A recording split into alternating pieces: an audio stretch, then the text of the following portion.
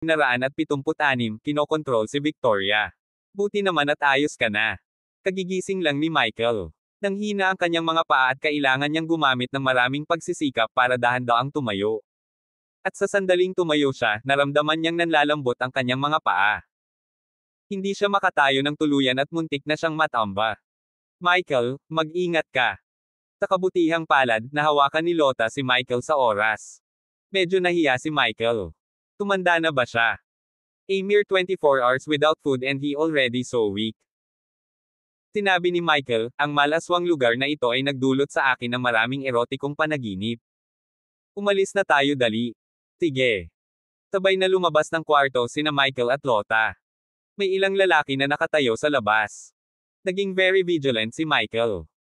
Naisip niya na baka mga tauhan sila ni Sean. Ginoo. Michael. Agad namang yumuko ang mga lalaki nang may paggalang kay Michael. Tiningnan silang mabuti ni Michael at napagtanto na sila ay mga subordinate sa ilalim ng pamilya Hudson. Pinadala ka ba ni Lolo dito? Tanong ni Michael. Sumagot ang unang lalaki, oo, inayos ni Mr. Hudson na pumunta tayo at protektahan ang mga Smith. Ngumiti si Michael kay Lota. Mukhang sinang-ayunan ito ni Chairman Rong at ng iba pa. Masayang tumango si Lota. Oo. Dali-dali namang pumunta sa sala ang dalawa. Nakita nila na ang Hudson S at Smiths na lang ang natira. Nagsibalikan na ang iba. Lolo, nasaan si Chairman Rong at ang iba pa? Tanong ni Michael. Ngumiti si Charleston sa kanilang dalawa. Umalis silang lahat pagkatapos ninyong dalawa sa kwarto ng 12 oras. Lumapit si Tom at sinabing, Michael, pamilya na tayo mula ngayon. Ang negosyo ng pamilya ng Smith ay ibibigay sa iyo sa hinaharap. Nagmamadaling sinabi ni Michael, hindi. Wala akong anumang lihim na motibo sa pamilya Smith. Anyway, tulog ako for the past 24 hours kasama si Lota. Walang nangyari sa atin. Nagulat ang mga Smith. Ano? Lota, totoo ba iyon? Tumango si Lota. Oo. Napabuntong hininga si Tom. Say, mukhang hindi pinalad ang pamilya natin na magkaroon ng manugang na katulad ni Michael. Mabilis na sinabi ni Michael, Tito, huwag mong sabihin yan. Hindi man kami pwedeng mag-asawa ni Lota, pwede naman kaming maging magkaibigan. Tutulungan ko ang pamilya mo sa kahit ano. Nagpasalamat si Tom, salamat, Michael. Kahit anong mangyari, iniligtas mo ang buhay namin. Isa kang dakilang benefactor sa aming pamilya. Napagpasyahan kong ibigay sa iyo ang quantum invisibility cloak na sinasaliksik ng aming pamilya. Sana makatulong ito sa iyo. Quantum invisibility cloak. Ito ay gagawing invisible siya pagkatapos suotin ito. Tuwang-tuwa si Michael. Salamat po Tito. Pagkatapos nito, nagayos ang mga Smith ng isang marangyang piging para sa Michael. Kinaumagahan, nagpaalam si Michael sa mga Smith. Lota, ang pagpupulong na ito ay tumagal ng maraming oras. Kailangan kong umuwi para makasama ang mga asawa ko. Nagatubili si Lota na makitang umalis si Michael. Pupunta ka pa ba sa Switzerland para bisitahin ako? Nakangiting sabi ni Michael, syempre, medyo marupok pa ang mga magulang mo. Kakailanganin mong pumalit at pamahalaan ang pananaliksik ng iyong pamilya. Kailangan mong magsikap. Mariing tumango si Lota. Tiningnan ni Michael ang determinadong tingin ni Lota at napagtanto niyang biglang nagmature ang batang babae na ito. Samantala, sa parking lot ng Eric Building sa kabisera. Isang magandang babae ang nagmamaneho ng pulang Porsche. Ipinarody niya ang kotse ng maganda at mahusay. Pagkababa pa lang niya ng sasakyan at bumagsak ang matataas na takong niya sa lupa, nakatawag ng atensyon ng lahat ang mahahabang binti niya. Casual niyang ginulo ang kanyang buhok dahilan para mapatulala ang isang lalaki na kakapark lang sa tabi niya. Damn, ang ganda talaga ng babaeng ito.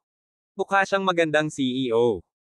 Hindi napigilan ng lalaki na magpantasya. Gusto niyang sumugod at hingin ang numero nito. Ang kagandahang ito ay walang iba kundi ang dating numero 1 CEO na si Beauty, si Victoria Clark. Dumating si Victoria para magtrabaho sa Uber Eats, na nasa ilalim ng J Corporation. Ang gusaling ito ay punong tanggapan ng Uber Eats sa kabisera. I-click. Nilock ni Victoria ang sasakyan at naglakad palayo na nakasuot ng puting suit. Hello. Nakasloob ng lalaking kakapark lang sa tabi niya at binati siya. Anong problema? Tanong ni Victoria. Napatingin ang lalaki sa mukha ni Victoria at napagtanto niyang napakaganda niya talaga. Lalo siyang nakaramdam ng kaba. Beauty, pwede ko bang makuha ang number mo? Malamig na sagot ni Victoria, sorry, I'm married. With that, lumayo siya. Ang astig. I wonder kung sino ang asawa niya. Napakahusay na babae. Isang gabi lang kasama siya at mamamatay na akong masaya. Infatuated ang lalaki kay Victoria. Sa sandaling ito, may isa pang babae sa parking lot na palihim na nakatingin sa direksyon nila. Si Victoria Clark yan.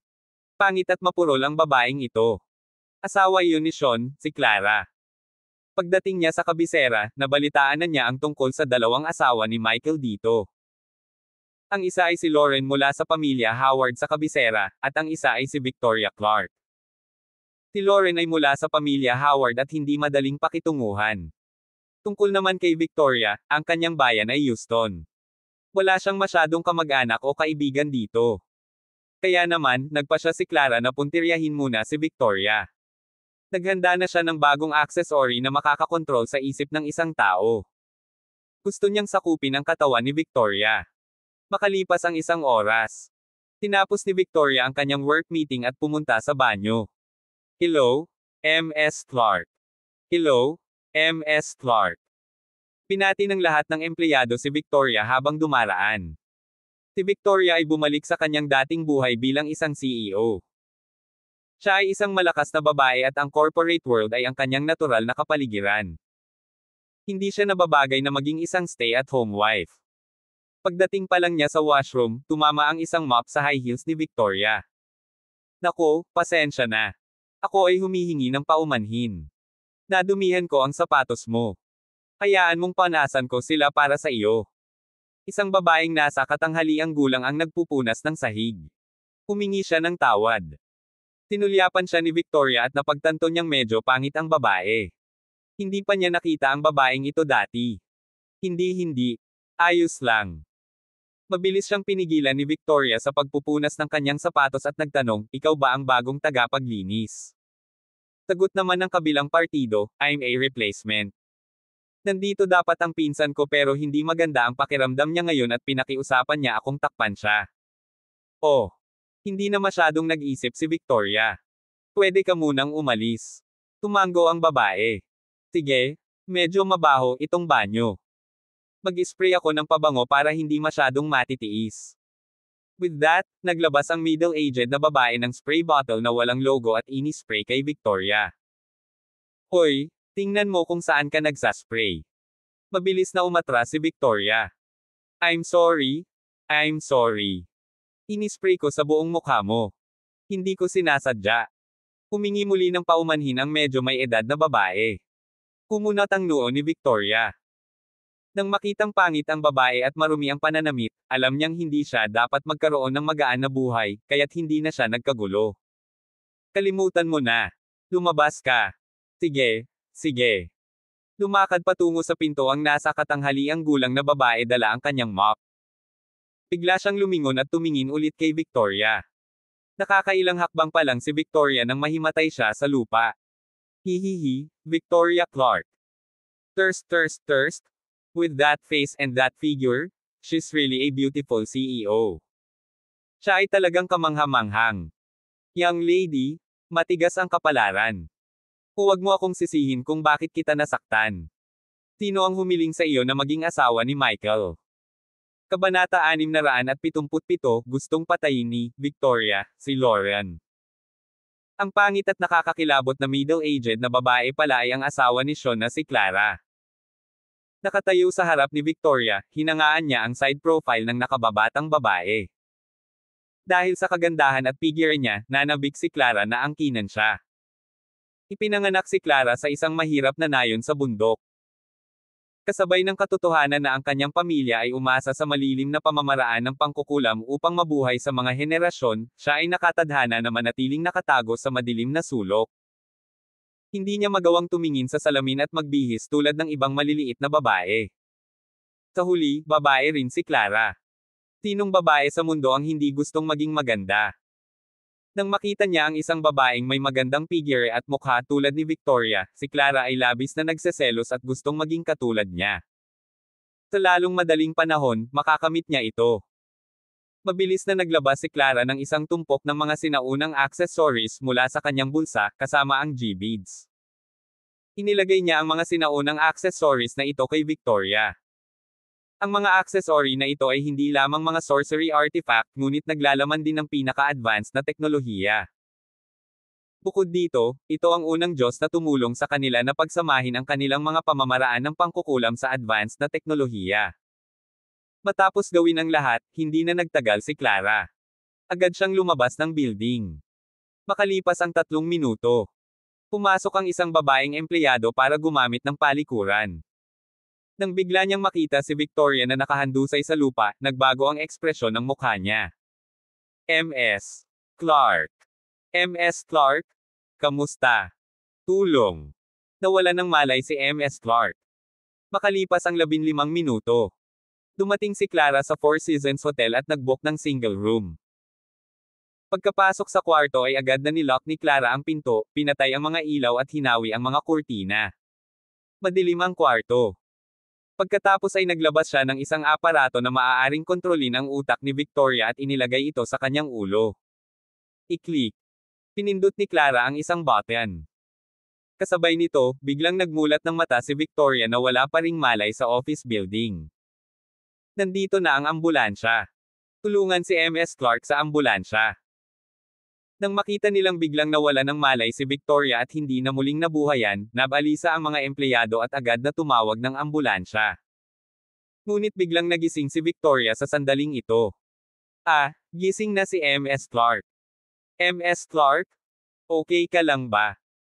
Pinuksan ni Victoria ang kanyang mga mata at biglang nagbago ang kanyang ekspresyon.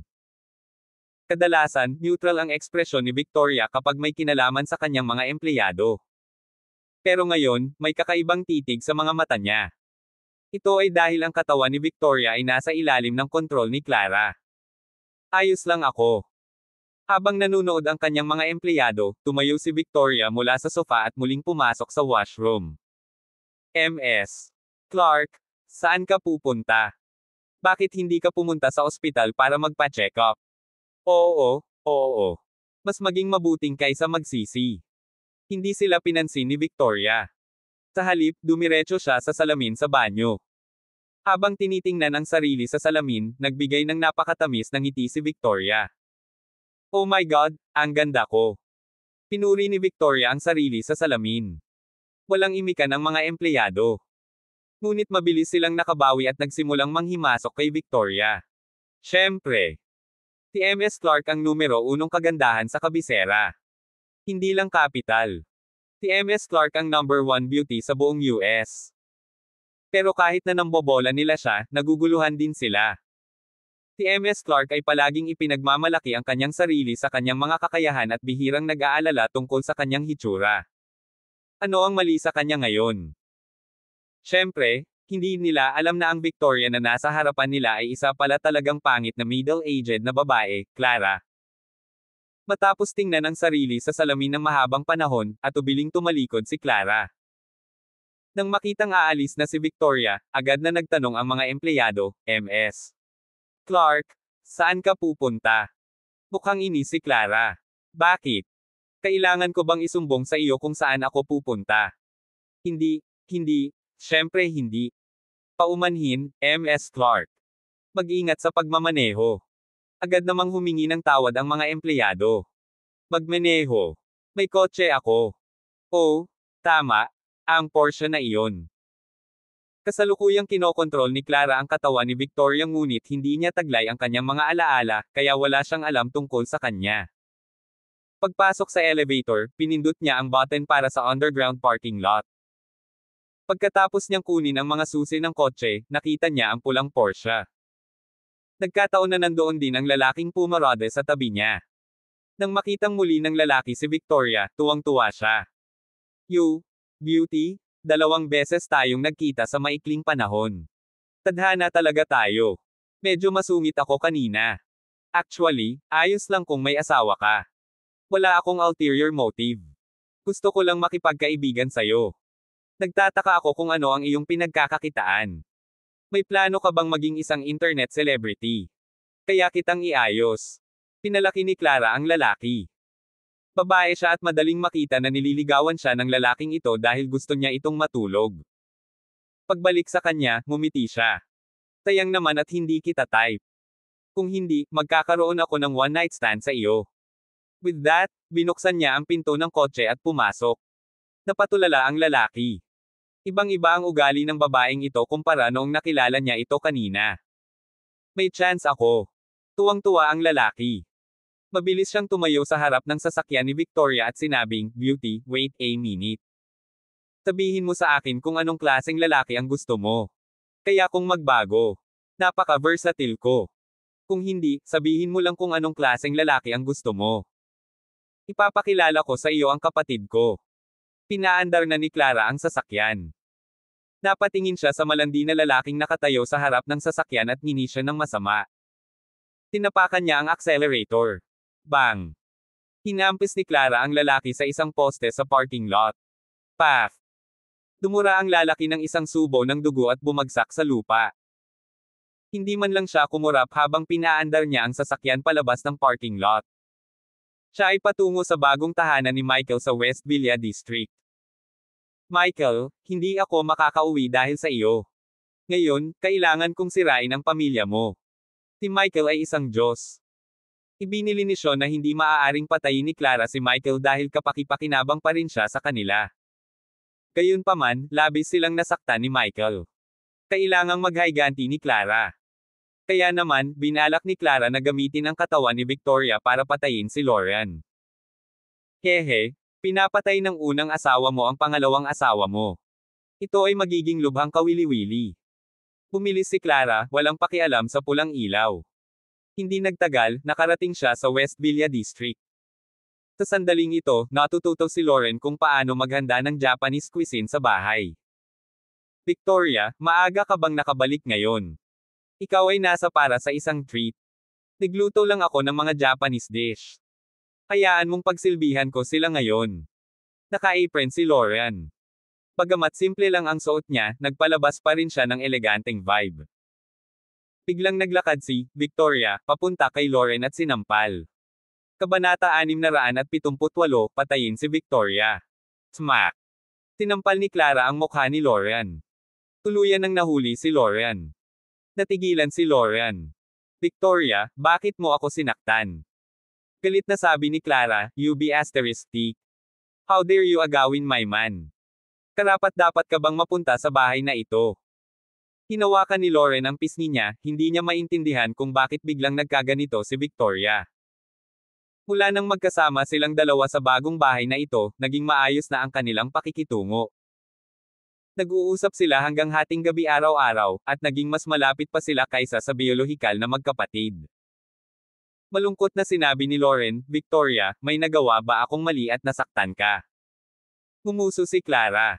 "Siyempre na-offend mo ako. Ako lang ang asawa ni Michael. Papatayin kita ngayon at tuluyang mawala sa mundong ito."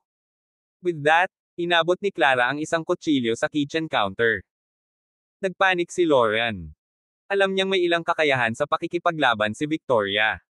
Kung mag-away silang dalawa, siguradong hindi siya matatalo ni Lauren. Punta ka sa impyerno, be asterisk T. Sasaksakin na sana ni Clara ng kutsilyo si Lauren. Matapos mamatay si Lauren at bumalik si Michael para lang makita ang bangkay nito, siguradong iiyak siya ng pait. Ito ang gusto ni Clara.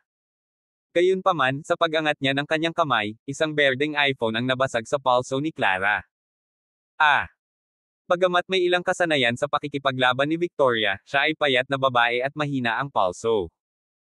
Nang tumama ang telepono sa kanyang palso, agad niyang binitawan ang kutsilyo. Agad namang lumingon si Clara at nakita ang isang lalaki na medyo kamukha ni Lauren. Brad. Ito ang nakababatang kapatid ni Lauren, si Brad. Inanyayahan ni Lauren si Brad na sumama sa kanya upang kumain ng tanghalian. Pagdating pa lang niya ay nakita niyang sinusubukang saksakin ng kutsilyo ni Victoria si Lauren kaya mabilis niyang ibinato ang phone niya sa kamay nito. Galit na galit si Brad. "Victoria, pumayag ka na makipag-asawa sa kapatid ko. Ngayon, babalik ka sa iyong salita. Sa palagay mo, karapat-dapat ka bang makibahagi ng asawa sa isang babae ng pamilya Howard? Tingnan mo ang sarili mong background. Dapat kang magpapasalamat magpakailanman na ang aking kapatid na babae ay handang ibahagi ang kanyang asawa sa iyo. Pero ngayon, sinusubukan mong patayin ang kapatid ko gamit ang kutsilyo. Nagmamadaling tumakbo si Lauren sa likod ni Brad. Victoria, ngayon lang tumawag si Michael. Malapit na siyang bumalik. Kung may bumabagabag sa iyo, hintayin muna natin siyang bumalik, okay? Pakiusap ni Lauren. Babalik si Michael. Pinaikit ni Clara ang kanyang mga mata. Dahil malapit nang bumalik si Michael, kailangan niyang gawin siyang mabilis. Muli niyang dinampot ang kutsilyo at sinugod si Lauren. Naglakas loob ka pa ring magpatuloy sa pag-atake. Malamig na singgal ni Brad. Ang aking mga binti ay ganap na gumaling ngayon. Pero kahit napailay pa ako, ang pakikitungo sa babaeng tulad mo ay larong bata pa rin para sa akin. Victoria, huwag mong isipin iyon dahil lang sa kaya mong kumilos ng may katapangan dahil lang sa alam mo ang ilang kasanayan sa pakikipaglaban. May pakialam kaya si Clara sa isang binata na nasa early 20s. Sumunod siya at sinaksak siya. Bang! Smack! Si Brad ay talagang isang taong lumaki sa militar. Tinanggal niya ang kutsilyo ni Clara at sinipa siya. Huwag mong sasaktan si Victoria. Pinalaan ni Lauren si Brad. Ngumuso si Brad. Victoria, alam mo ba ang pagkakaiba natin ngayon? Let me tell you, if you dare to mess around again, kahit babae ka ni Michael, hindi kita bibitawan ng madali. Galit na galit si Clara. Masyadong kasuklam-suklam ang binatang ito. Hindi lang siya nakaharang sa engranding plano niya, sinipa pa niya.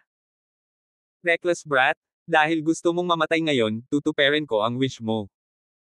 Isang masamang ekspresyon ang lumitaw sa mukha ni Clara. Piyaw. Biglang umalangaw-ngaw ang tunog ng ngiyaw ng pusa sa silid. Hinawakan ni Clara ang pusa. Nagkatinginan si Brad at ang pusa sa mata. Pakiramdam ni Brad ay inatake siya. May nag-aapoy na sakit sa kanyang mga mata at nakaramdam siya ng hindi magandang pakiramdam. O hindi. Ngunit huli na. Hinahawakan ng pusa, kumapit si Brad sa kanyang leeg. Hindi siya makahinga. Brad. Nang makita ito ni Lauren, laking gulat niya. Kanina pa siya tinangka ni Victoria na saksakin ng kutsilyo. Ito ay nakalilito ngunit maaaring mayroon pa ring ilang uri ng lohikal na paliwanag. Ngunit walang paraan upang ipaliwanag ang eksenang ito. Si Victoria ay isang ordinaryong babae lamang. Sa karamihan, alam niya ang isang maliit na taekwondo. Ngunit hindi siya kailanman nakisali sa okultismo. O hindi. Napagtanto ni Lauren na may napakalaking bagay ngayon at agad na sumigaw, tulong. Tulong. Alam ni Lauren na siguradong magdadala si Brad ng mga bodyguard kaya napasigaw siya. Nang marinig ang kanyang paghingi ng tulong, agad na pumasok ang dalawang matangkad na lalaki. Ginoo. Brad. Ginoo. Brad, anong problema? Nakita ng dalawang bodyguard na napahawak si Brad sa kanyang leeg, ang kanyang ekspresyon ay mabangis at sa paghihirap. Wala silang ideya na may sumasakal sa kanya. Itinuro ni Brad si Victoria na namumula ang mukha. Patayin.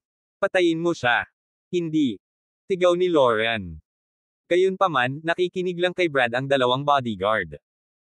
Nang marinig ang bili ng kanilang amo, agad na inilabas ng dalawang bodyguard ang kanilang mga baril at tinutukan si Clara.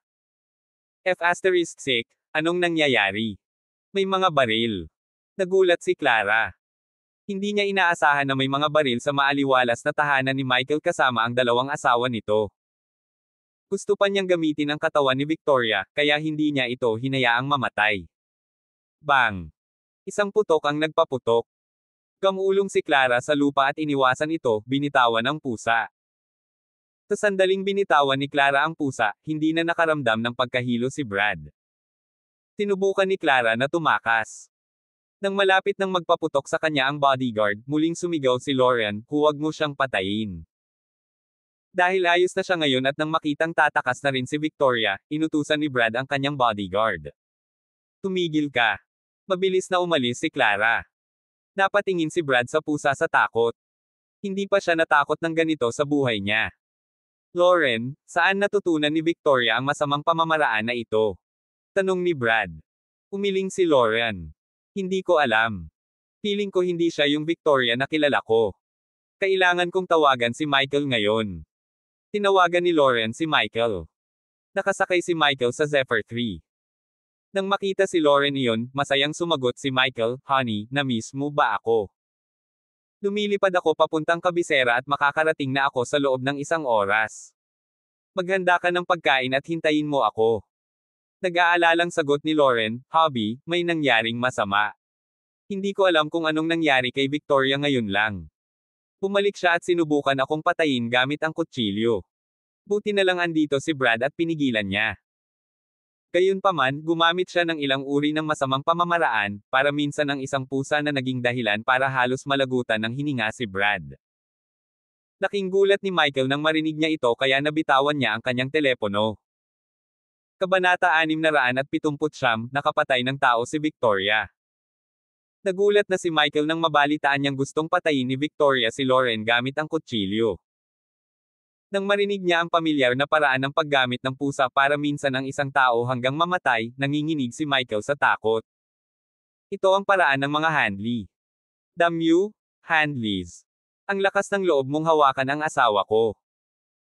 Hindi niya akalain na pupunta agad sa US si Sean at ang kanyang asawa at i-target ang kanyang mga asawa sa ganoong kabihas ng pamamaraan ng makatakas sa Switzerland.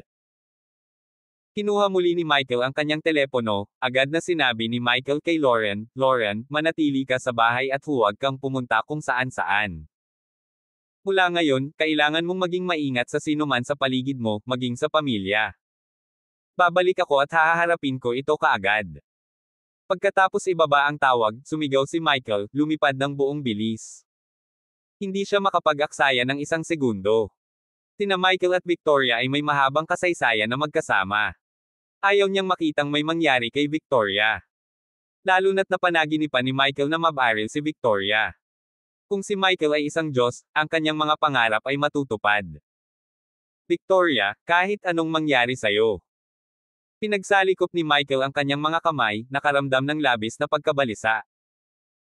Matapos magmaneho si Clara palayo sa West Villa District, binilisan niya ang highway. "Damn it, hindi ko nagawang patayin si Lauren." Pinalak ni Clara na gamitin ang katawan ni Victoria para patayin si Lauren. Sa ganitong paraan, sa pag-uwi ni Michael, makikita niya na ang isa sa kanyang mga asawa ay namatay habang ang isa ay isang mamamatay tao. Tapat na iyon para masira ang sinumang lalaki. Habang nagmamaneho si Clara, naisip niya sa kanyang sarili, malapit nang babalik si Michael. Bago siya bumalik, kailangan kong gamitin ang katawan ni Victoria para may gawin. Hehe, bakit hindi ako pumatay ng tao para masaya at gawing mamamatay tao si Victoria? Si Clara ay nagmamaneho ng napakabilis. Nagpasya siyang gamitin ang kotse na ito para patayin ang isang maswerteng bystander. Vroom vroom vroom. Nagkataon, sa sandaling ito, isang lalaking may tato ang mabilis na dumaan sakay ng isang Harley Davidson bike. Napakayabang ng binata na ito. May traffic light sa harap niya. Pulang-pula lang ito pero hindi siya huminto dahil kumpiyansa siyang mabilis na madaanan ang junction bago tumawid ang mga pedestrian. Siya na nga. Napatingin si Clara sa biker at agad na napagdesisyonan na siya ang maswerte. Gusto niyang bumangga sa kanya at patayin. Si Clara ay may isang nakababatang kapatid na babae na pinatay ng isang nakamotorsiklo sa kanayunan noong siya ay napakabata. Noong panahong iyon, walang mga kamera sa kanayunan, kaya hindi nila malaman kung sino ang mamamatay tao. Sa makatuwid, kinasusuklaman ni Clara ang mga nagbibisiklete na nag-rev ng kanilang mga bisikleta at kumilos ng mayabang. "Hahaha, ako ang pinakagwapo."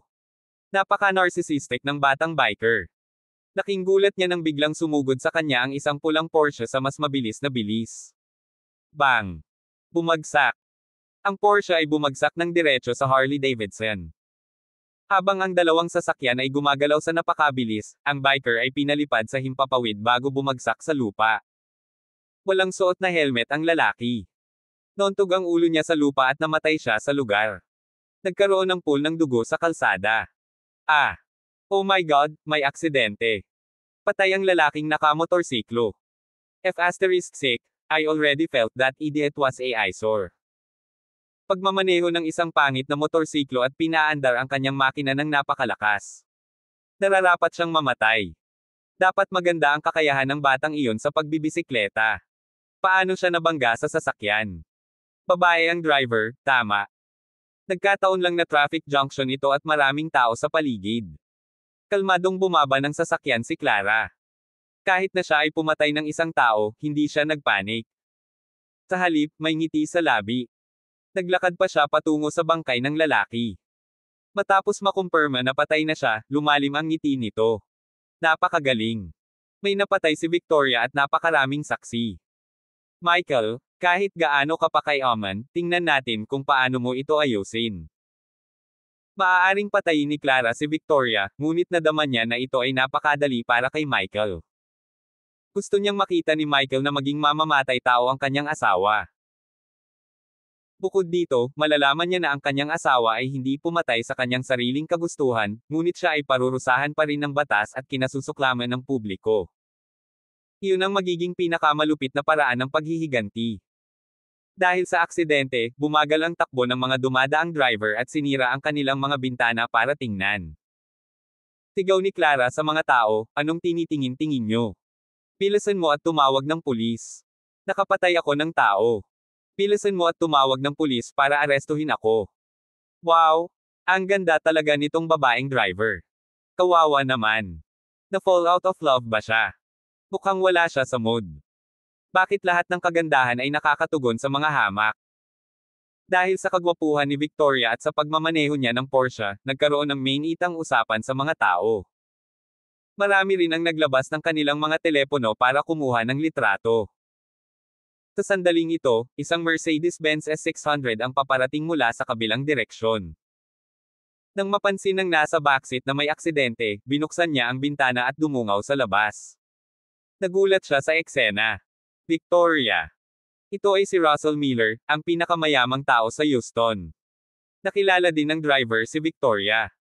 Kung tutuusin, muntik na siyang maging asawa ni Russell kanina. Ginoo.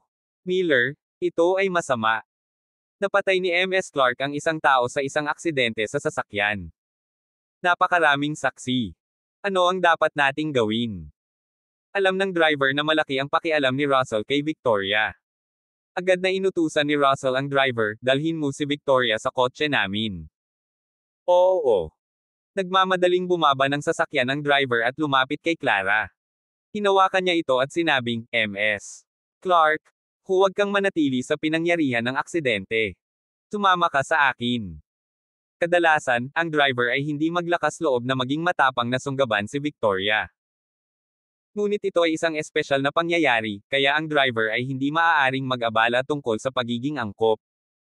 Nagulat si Clara. Sino itong taong humila sa kanyang braso? May nakilala ba siyang kakilala? Hindi nagtagal ay hinaila ng driver si Clara paakay sa Mercedes-Benz.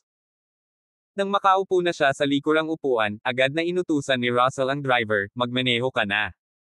Tanong ni Russell kay Clara, Victoria. Anong nangyari sa'yo? Bakit mo binangga ang lalaking iyon at pinatay?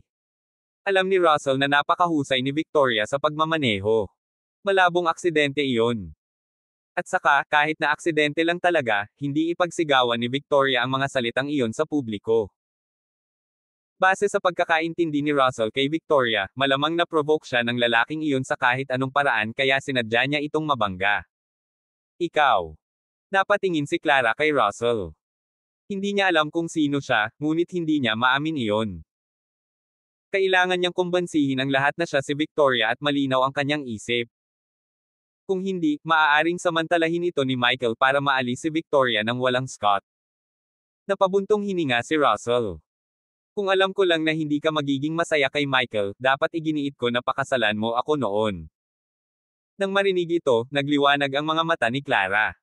Oh. So itong middle-aged na lalaki ay ex ni Victoria. Kabanata 680, Victoria at Russell. Tinala ni Russell si Clara sa isang pribadong bilya sa kabisera. Sa daan, gumawa siya ng lahat ng uri ng mga tawag at ginamit ang kanyang mga koneksyon upang maghanap ng taong tutulong kay Victoria na malutas ang bagay na ito. Ramdam ni Clara na hindi ordinaryong tao si Russell. Nag-aalab ang lalaki sa pag-aalala sa bilya habang pabalik-balik. Bagamat kaya ng pera na umikot ang mundo, laganap na ang internet sa kasalukuyan kung kaya't ang mayayaman at kapangyarihan ay patuloy na sinusubaybayan ng lipunan. Isa itong iskandalo na hindi madaling maresolba ng pera. Samantala, mukhang relaxed at kalmado si Victoria, kahit may napatay lang siya. Dinalhan ni Russell si Clara ng isang tasa ng mainit na kape. Inaalo niya ito. Victoria, huwag kang kabahan. Huwag kang matakot. I'll try my best para tulungan kang harapin ang usaping ito. Tingnan natin kung ano ang nangyayari sa mga surveillance camera. Kung makokumpirma natin na ang nagmamaneho ng motorsiklo ay nagpatakbo ng pulang ilaw, iyon ay magiging madali. Kung hindi niya ginawa, maaari naming manipulahin ang video at gawin itong parang tumakbo siya ng pulang ilaw. Sa mga testigo naman, nakakuha na ako ng isa-isa para bayaran sila. Ipinaalam ko rin sa mga pangunahing balita at mga social media outlet na huwag hayaang makaakit ng pansin ang balitang ito. Sa sandaling mag-post ang isang user ng larawan o video ng aksidente, tatanggalin nila ito kaagad. Oras. Kailangan lang namin ng sapat na oras para tulungan kang lutisin ang usaping ito. Nga pala, nagkaroon ba kayo ng conflict ni Michael dahil kay Lauren? Kumusta ang relasyon mo sa pamilya Howard? Kung mayroon kang magandang relasyon sa pamilya Howard, maaari naming hilingin kay G. Howard na lutisin ang usaping ito. Kung tutuusin, mas makapangyarihan siya kaysa sa akin sa kabisera. Patuloy sa pagsasalita at paglalakad si Russell na kinakabahan. Tiningnan ni Clara ang mature at gwapong middle-aged na lalaking ito na may bakas ng paghanga sa mga mata. Ang isang nasa katanghaliang gulang na lalaki na may mataas na katayuan sa lipunan ay talagang kaakit-akit sa mga kababaihan. Hawak ang mainit na tasa ng kape, nakangiting tumingin si Clara kay Russell. Sabik na sabik ka sa akin. Gusto mo pa rin ba ako? Medyo kakaiba si Russell nang makita niya si Victoria, na naka-crossleg na naka-relax na parang walang nangyari. Gayunpaman, siya ang nagayos kay Victoria upang maging makapangyarihang babae siya ngayon. Alam niyang malakas ang loob ng babaeng ito. Muli siyang napabuntong hininga. Huwag na nating pag-usapan ito sa panahong ganito. Victoria, huwag isipin na ito ay isang maliit na bagay. Kung magkamali, maaari kang makulong sa natitirang bahagi ng iyong buhay. Ngumisi si Clara.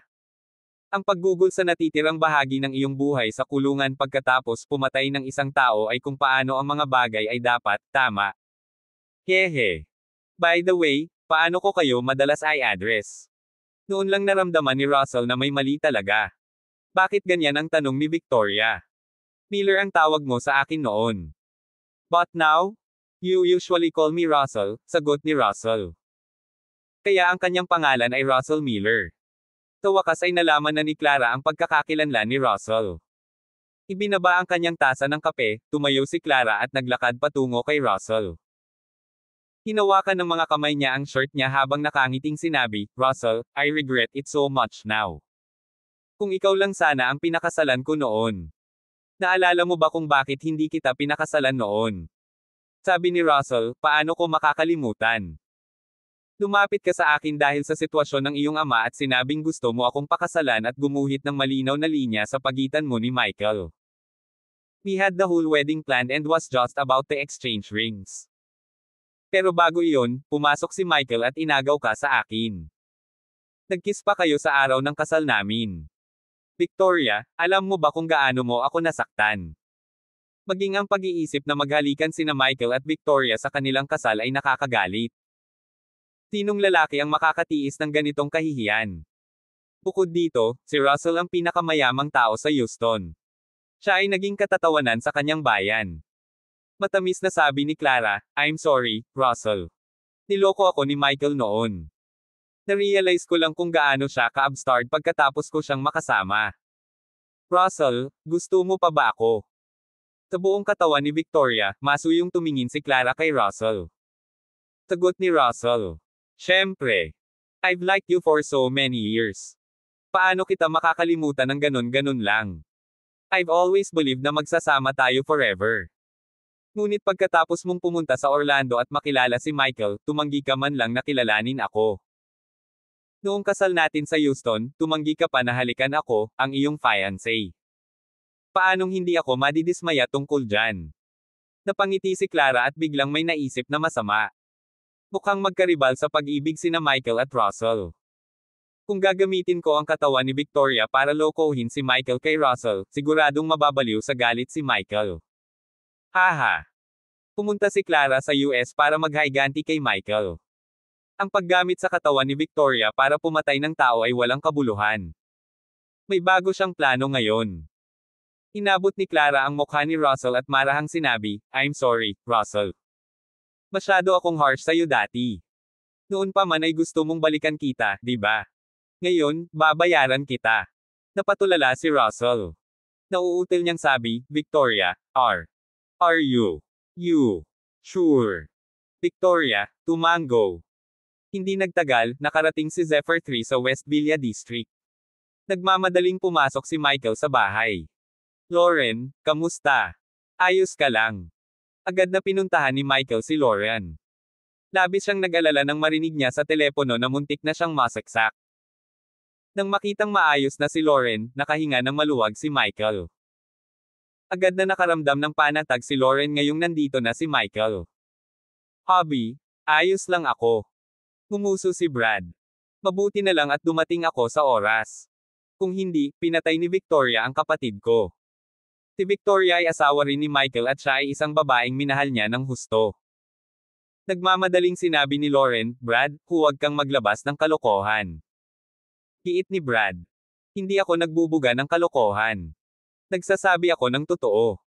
Kung ako ay dumating sa isang segundo mamaya, kahit na hindi ka mamatay, ikaw ay malubhang nasugatan." Isa pa, kailan natutunan ni Victoria ang mga okultong pamamaraan na iyon? "Halos sakalin niya ako hanggang sa mamatay gamit ang isang pusa." Paliwanag ni Michael, "Ang taong nakita mo kanina ay hindi ang totoong Victoria. Napizes na siya." May-ari. Nagulat si Lauren at Brad. Ito ay lampas sa kanilang pangunawa. Hindi ba't ang pagmamay-ari ay isang bagay na umiiral lamang sa mga nobelang pantasya? Tanong ni Brad. Sagot naman ni Michael, "Actually, isa rin itong teknolohiya. Hindi naman kasing misteryoso ang sinasabi mo. Ipapaliwanag ko sa iyo kung paano ito gumagana kapag may oras ako. Ngayon, kailangan kong malaman kung nasaan si Victoria. Nasaan na siya ngayon? Sinong kasama niya? Ano ang ginagawa niya?